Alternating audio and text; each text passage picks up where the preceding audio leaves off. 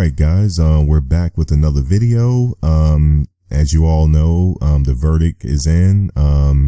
They found Aaron Hernandez guilty, murder 1 in the first degree. And before I get started on this commentary, I would like to introduce my co-host today. Jay, how are you? I'm good. How are you? Doing well. Emily, how are you tonight? I'm doing great, thank you. Okay, so now you guys, I take it that you did see did you see the verdict when it came in? Yes. Okay. Okay, yeah, yes indeed. So folks, before we get into our thoughts on the verdict, we're going to play the actual verdict as it was being read earlier. Charging the defendant, Aaron Hernandez, with murder. What say you, Madam Foreperson?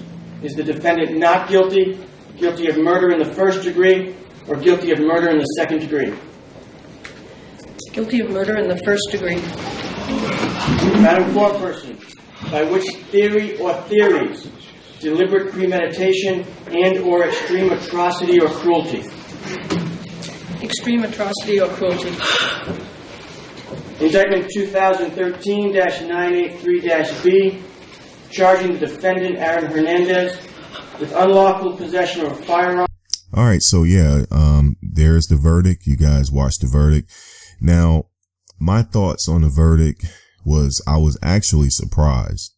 I was actually surprised that they chose to say he was guilty on murder 1.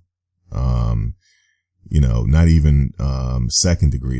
They went all the way with it and said murder 1. So with that being said, he's going to spend the rest of his life in prison without the possibility of parole, because in Massachusetts, murder 1, the judge, she has no choice in the matter when it comes to sentencing.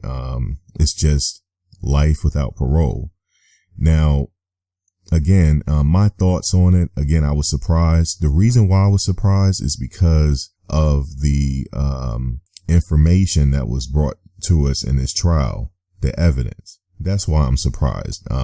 Now, yeah, because of the evidence. I didn't think they had enough to convict him of murder 1. I mean, I'm just being honest. Now, now setting my feelings aside, do I think he did it? Possibly. I don't know. 1 out of the 3 killed Odin Lloyd. We do know that. But I don't know if Aaron Hernandez pulled the trigger. So that's why I'm a little conflicted here as to why they chose to come up with this conviction of murder 1. Now, ladies, who wants to start first? Emily, do you want to start first? Sure. But I have to say, I'm still, hours later, I'm still pretty shocked. It was so funny because of the fact that when they started taping and they showed Aaron Hernandez before the jury came in, and he had the usual smug smirk, that disgusting face that you just want to slap it right off of him. And he was even staring at Odin's family. And I remember thinking, I just wish that they would just slap that face right off of him. And then when the verdict came, I was so shocked. Okay. You were shocked. Why? I was shocked because of the fact that, like you said, because of the way, the evidence that was there. This was a very weak circumstantial case.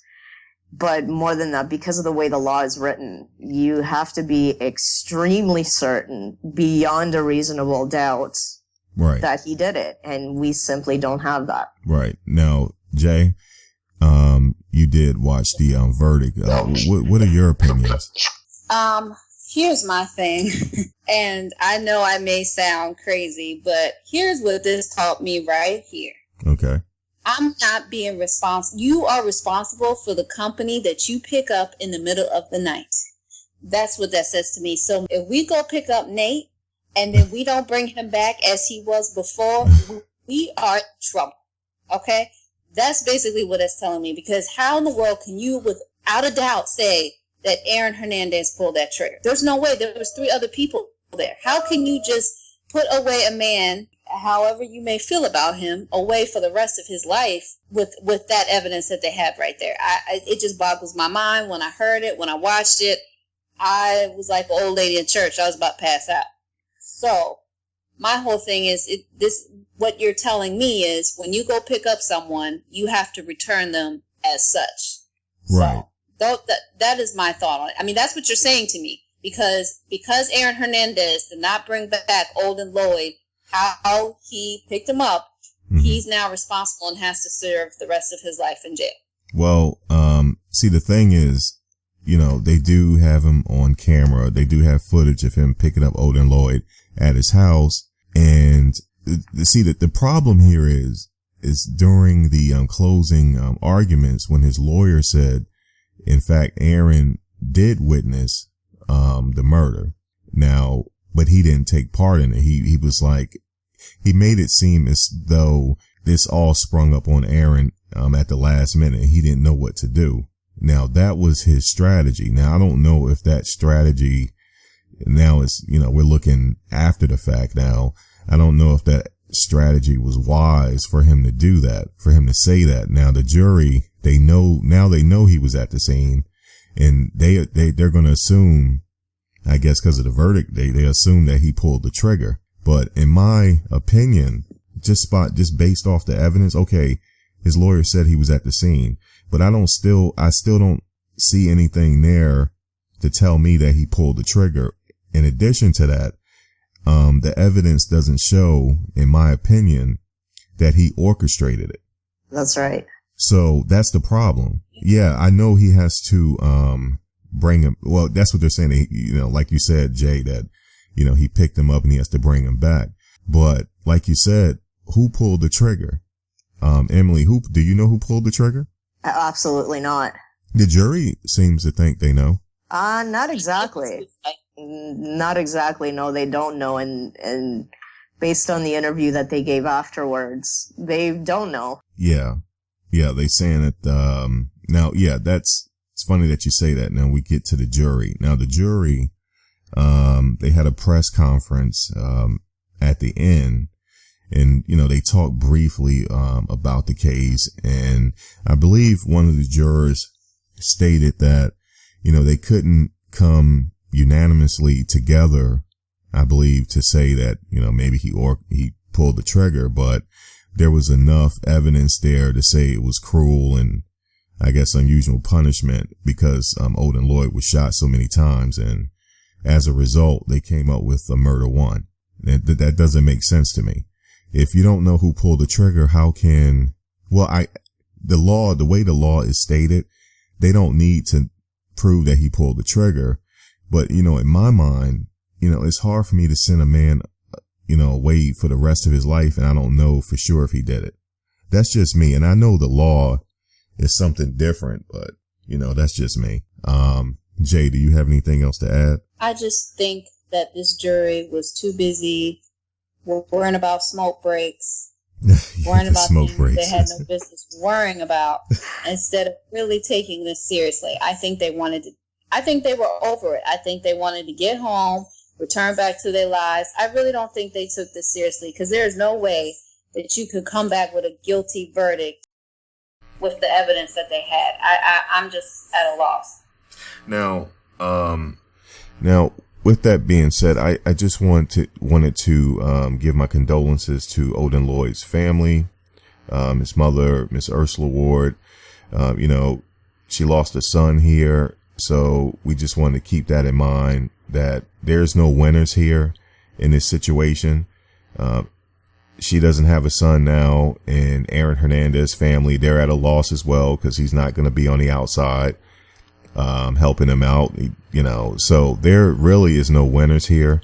I know that justice, Olden Lloyd's family, they received some justice, some kind of closure, in their life. And, they have to pick up the pieces now and move forward. But yeah, I just wanted to say that.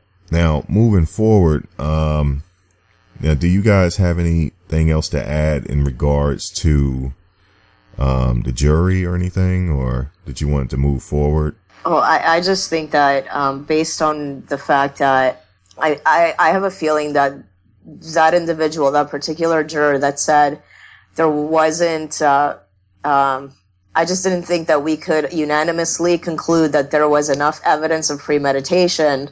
However, we all agreed, and this is when he starts going into the cruelties. So those words, I think, are going to be used against him. And going back to to Odin Lloyd's family, I worry tremendously that this sense of justice that they got is going to be short-lived. That's my worst fear for them. Right. When you say short-lived, you're talking in regards to the appeals process. Right. Yeah. I mean, he does have some action there when it comes to appeals, because I'm sure, well, he has to fight another case. I believe that's going to start sometime in May or June. He has to go forward with that case. And then on top of that, he has the appeals process for this case. So his lawyers are going to be extremely busy, and it's going to be a lot of money spent on his part in the appeals process. Janelle, what do you think about that?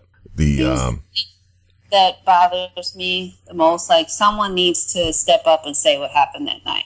I know nobody wants to be a snitch, but someone needs to say what happened. Exactly. And I hope that Aaron Hernandez isn't trying to be hard and just not be a snitch. If you didn't do it, say you didn't do it, and convince your little homies. Whoever did it needs to just admit it and just say what happened that night. Because what's bothering me is, this man could very well be innocent. We will never know until someone steps up and says what happened that night. I don't know why they feel the need to cover for each other. I don't understand why this is cool to just not snitch and just rot in jail. Is this really what y'all want to do? So you all can go walk around like, I ain't never tell, I ain't never snitch. Like, no, say what happened that night, because this is ridiculous. You really not going to say anything, Aaron? You just going to take it. And like Emily said, no one's going to get, it's going to be short-lived justice. And, I feel like his family deserves to know what happened that night. So, suck it up. Y'all, it looks like y'all going to be ending up in jail anyway. So why don't y'all just go ahead and tell the truth? Now, yeah, you made a good point there. Now, if Aaron Hernandez didn't pull that trigger, let's just say, I don't like to really go with hypotheticals, but let's just say, he really wanted to step that night, right? And he go pick up Odin, he want to have a good time, and maybe there was a problem that broke out between maybe Ernest Wallace or Odin or something like that, and he shot Odin, talking about Ernest Wallace or Ortiz. And let's just say if Hernandez was just trying to cover for them, that's a big mistake, because if he didn't pull the trigger, he should have said it, because now, there's no guarantee that he will win the appeals process.